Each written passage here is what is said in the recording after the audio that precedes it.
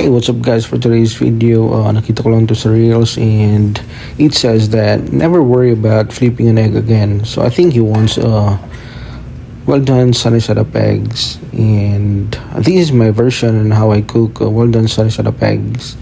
So I heat the pan, put some olive oil, and then crack 4 eggs because this pan can carry like 4 eggs. So that's it, and I season with salt and pepper. And once halfway cooked na yung eggs, we have to put some water, like a teaspoon. Then put the lid on and hayaan natin mag-boil. Kasi once nag-boil na yan guys, parang in-steam natin yung eggs. So look at that, I never flip it, I just cover it and let it cook. So it's a well done sunny side up eggs guys.